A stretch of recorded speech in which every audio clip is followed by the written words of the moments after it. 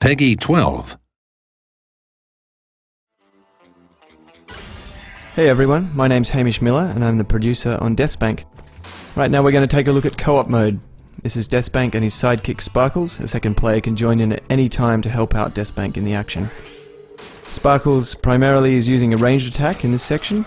He's great for standing back and picking off enemies, and also collecting all the loot that DeathSpank ends up leaving around the world.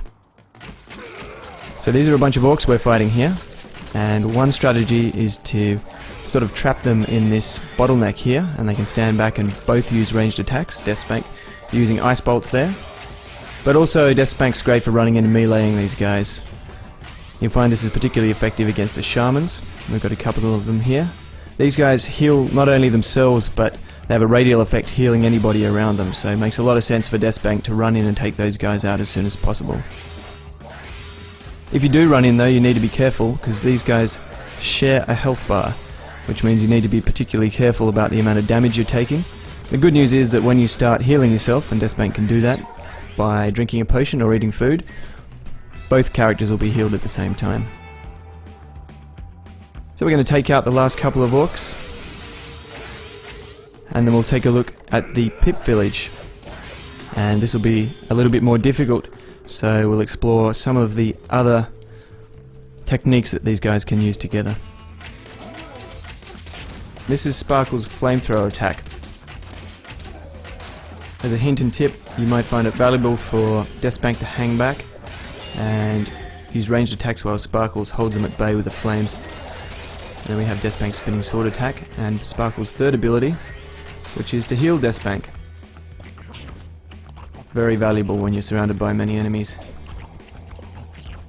DeathSpank can throw up his shield and run through a whole bunch of enemies to try and escape damage, and Sparkles will just have to be careful because he doesn't have a shield of his own, and there's some pretty effective flamethrowing.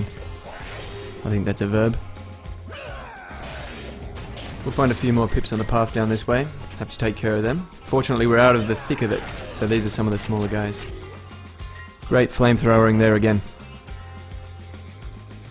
Now this is Sparkle's fourth ability. He unleashes a mini version of himself, and then he'll stand around for a little bit, chase and explode after any enemy in sight.